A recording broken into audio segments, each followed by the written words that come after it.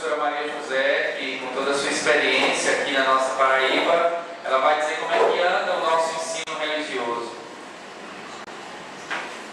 Boa noite. Eu quero saudar, em primeiro lugar, a mesa e agradecer o convite. Eu fiquei sensibilizada de poder estar aqui presente. E também para mim foi uma surpresa muito grande, porque eu fui convidada, mas não fui convidada para a mesa. Então para mim foi uma surpresa assim, muito grande estar aqui. E eu costumo dizer assim, que quando se trata de ensino religioso, nós, professores, educadores, precisamos vestir a camisa e hastear a nossa bandeira. Né? Então temos que ter esse compromisso. E antes da gente começar a falar, assim, eu gostaria de pedir aos professores da rede municipal, estadual, que se apresentem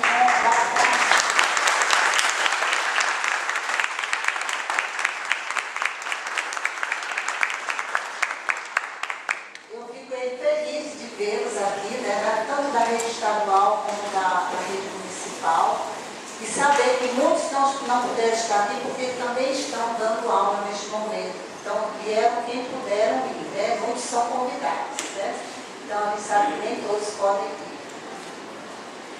E eu quero dizer assim, que eu participei da história do ensino religioso, não da época do jesuíta, né? Eu vou falar assim, na minha dissertação, eu dei um capítulo a história do ensino religioso, desde a época dos jesuítas até o momento atual. Mas eu quero dizer assim, a história do ensino religioso no estado da Paraíba, né? Eu me lembro que nessa época eu trabalhava no estado e eu fui uma professora polivalente, daquelas assim, tem pessoas que dizem assim, professor vai trabalhar por amor, não existe. Existe sim, gente. Quando a gente quer, quando a gente tem compromisso, a gente se dedica à causa e faz a diferença. Então, eu fui professora polivalente, tenho aqui alunos da graduação que foram alunos meus aqui. Então, eu fico feliz quando eu chego que vejo isso aí. E quero dizer assim, que na escola, eu trabalhava no momento que fui convidada, foi colocado lá na escola, dizer assim, quem quisesse, o professor que quisesse trabalhar com ensino religioso, estava aberto para se inscrever. E na escola que eu trabalhava, no ano de 1994, ninguém se posicionou, só eu. Eu fui aferizada, né? Porque eu fiquei trabalhando até me aposentar nessa escola, foram 12 anos trabalhando com o ensino religioso.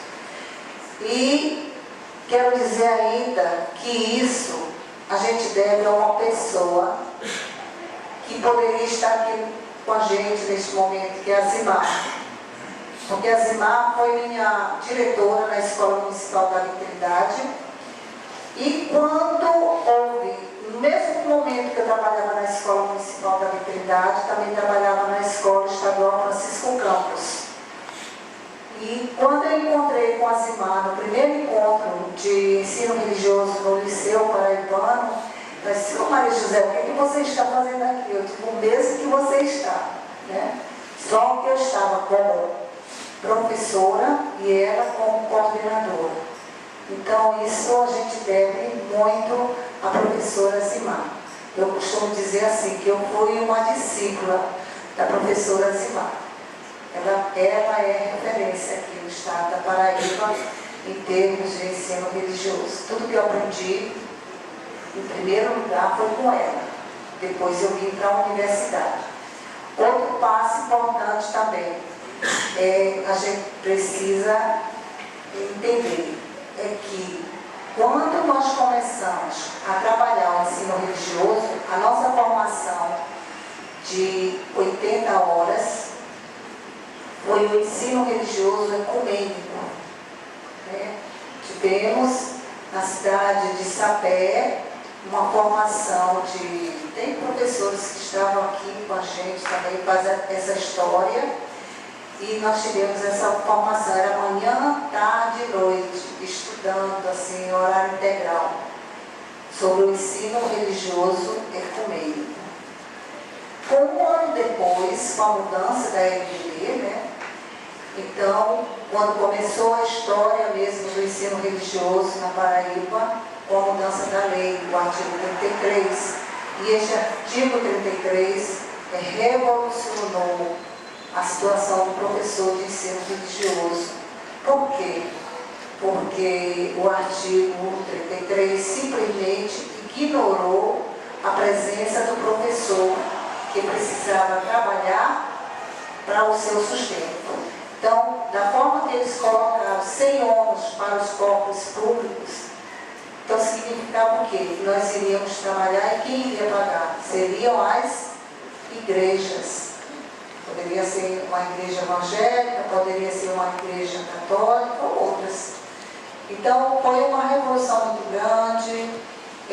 O movimento a nível nacional, 78 mil assinaturas, nós assinamos esse documento enviado para o CONAPE. Foi quando surgiu a história do CONAPE. E eu digo assim, triste de nós, professores de ensino religioso, se não fosse o CONAPE, que é o Fórum Nacional Permanente do Ensino Religioso. Então, muita coisa, tudo que nós sabemos, grande parte veio do CONAPE. Até os parâmetros, como o professor Carlos André colocou agora, que o MEC ignorou, e o CONAPE tem uma história nessa construção dos parâmetros. É um livrinho bem pequeno que a gente diz que é a Bíblia do professor de ensino religioso, que são os parâmetros curriculares nacionais do ensino religioso, mas não foi confeccionado pelo MEC, foi pelo CONAPE. Está ali com o pastor Bruno. Bem pequenininho. Todo professor de ensino religioso precisa ter esse livrinho aí, porque aí é onde a gente se situa. Outro ponto fundamental, com essa confusão da legislação, né? Então houve esse movimento e de repente o Congresso se reuniu, foi essa revolução dentro do Congresso Nacional, saíram 3 projetos e um deles foi o vencedor. E nesse artigo a gente vê assim que deixou uma brecha muito grande, porque o artigo 33 a gente sabe que é obrigatório para a escola, facultativo para o aluno. Então a gente vê que é uma contradição. Como é que pode? Obrigatório para a escola, facultativo para o aluno. Então compete a nós, professores, conquistar os alunos para que eles sintam o prazer de assistir a aula, para que eles cheguem na escola com vontade de assistir a aula. Graças a Deus, nesses 12 anos que eu passei em sala de aula, eu não tive rejeição de nenhum aluno. Apenas um da noite que chegou para mim e disse assim: professora, eu posso sair da sua sala, eu não quero assistir sua aula. Aí eu fui perguntar para ele: por que você quer sair da aula? Ele disse: porque eu tenho a minha religião e eu tenho certeza que a senhora vai falar da sua religião. Eu disse: não sei, eu não estou aqui para falar de nenhuma religião. Então ele saiu, mas ele ficou me observando. Ele ficava, a escola tinha os cabongóis, e eu percebi, passou uma semana me observando através dos cabongóis como eu dava a minha aula. Aí depois de uma semana, ele chegou na porta e ficou lá. Ele disse: pode entrar. Ele disse: não, vou ficar aqui está bom. E eu deixei. Quando foi no outro dia, quando eu cheguei na sala de aula, ele estava lá para assistir a aula. Aí ele veio me pedir desculpas e veio dizer: professor, eu pensava que você ia tratar de religião. E eu tenho a minha, eu não ia mudar de religião de jeito nenhum. Eu tive engano seu. Então a gente vê isso para um aluno que era leigo. Agora a gente vê assim, nos meios intelectuais, e a gente vê esses debates que a pessoa diz assim: para que religião na escola? Para que religião na universidade? Então a gente vê muitas pessoas, até na própria escola, quando nós chegamos hoje na escola, a gente vê um horário lá, religião. O diário de classe do professor, religião. Vai fazer uma reunião, vamos colocar no lugar da aula de religião, porque não ensina nada. Então, a visão dos nossos colegas da escola, a visão de outros educadores, é isso aí. E a gente vê assim, um desabafo muito grande dos professores na hora da formação sobre essa questão. Então, a gente precisa ter um jogo de cintura e mostrar para a pessoa que ele está redondamente enganado, ele ou ela estão redondamente enganados sobre esse preconceito contra o ensino religioso ou contra o próprio professor de ensino religioso. E durante todo esse percurso do ensino religioso, nós fizemos outra formação. A partir do momento que o CONAPE construiu os parâmetros curriculares nacionais, aí nós passamos a ter uma formação de 120 horas através dos 12 módulos do CONAPE. Aí já não era mais ensino religioso ecumênico, era um ensino religioso respeitando a diversidade cultural religiosa do nosso país. Então, esse curso, ele seria para nós um curso de especialização. E nós fizemos apenas uma tutoria que era a professora Zimar. A gente assistia a aula pela Rede Vida de televisão, era a Universidade de São Francisco, no Paraná, em parceria com a Rede Vida de televisão. Então, era muito criticado. Por quê? Porque a Rede Vida de televisão televisão, ela é católica. Então, isso também chamava atenção.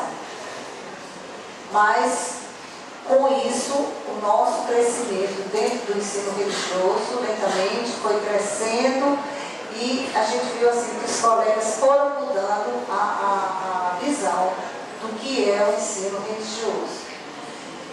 E, nessa continuidade, a Zimar, quando ela fazia os encontros com a gente, ela dizia assim, me convidava, ela ligava logo para mim, vamos conversar lá na universidade, vamos tentar o curso para o professor de ensino religioso, porque a gente vê, não existe concurso. Por que não existe concurso?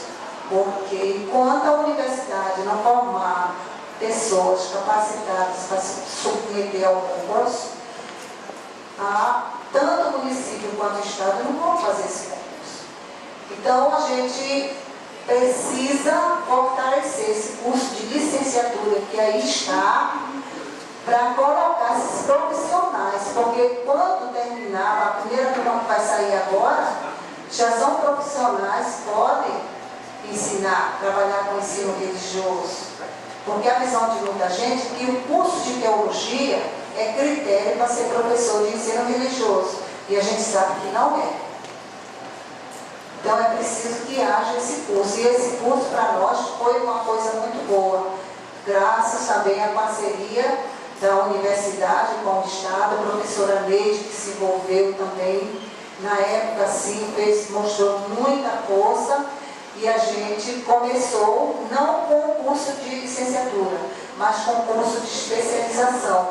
Eu fiz o curso de especialização, logo em seguida veio o mestrado, eu também fiz a seleção e defendi o mestrado. A minha dissertação era ensino religioso, problemas e desafios. Porque para nós, professores de ensino religioso, é um desafio muito grande, porque nós não temos... Os alunos não têm livros, né? O curso de licenciatura está surgindo agora, somente com uma formação. E a rotatividade de professores é grande demais, gente. É grande demais.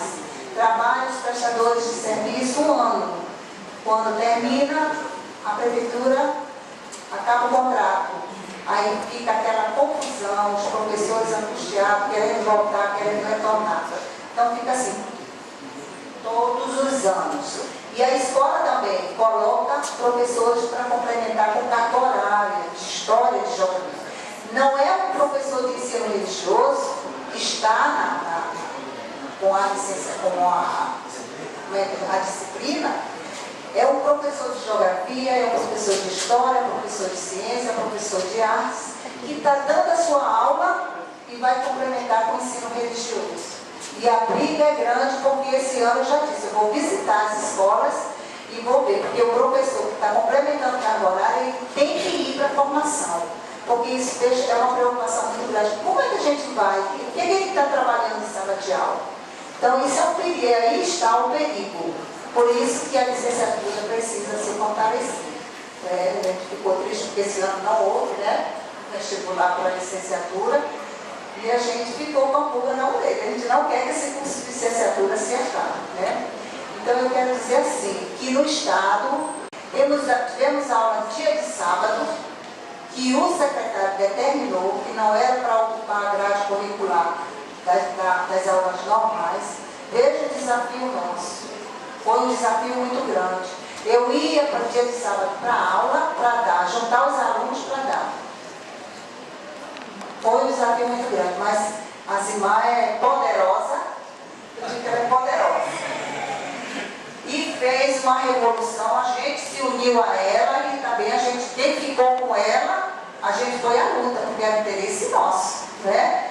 Então, eu vejo assim, existe, não está mil maravilhas, está sendo encaminhado. No município, a gente tem mais assistência, porque é menor, né?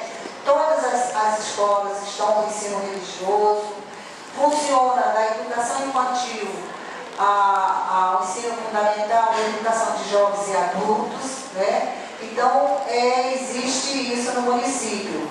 No Estado, sempre que existiu, desde 2006 que foi implantado no município.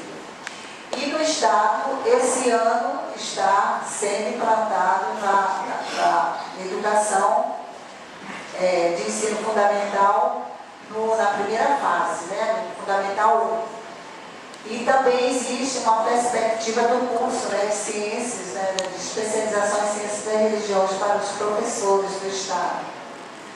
E o professor Carlos André está com uma boa proposta para nós, né, professor? Para o curso de extensão na rede municipal de ensino. E quem fica, enquanto a secretaria não contrata uma pessoa da universidade para o ano passado, em 2009, eu assumi 2009 e 2010. E ano passado eu fiquei até outubro, depois chegou o professor Marinilson, que conduziu muito bem o restante do curso para os professores. Então, essa é a nossa trajetória, né? E eu digo muito bem, que quem assumir o ensino religioso tem que ter muito compromisso e muita paciência, porque senão a gente desiste, porque não é fácil não, viu, gente? É muito preconceito dentro da escola, na sociedade, qualquer lugar que a gente estiver. Agora, pergunta para os alunos, faça uma pesquisa nas escolas e pergunta para os alunos, o que é que eles dizem?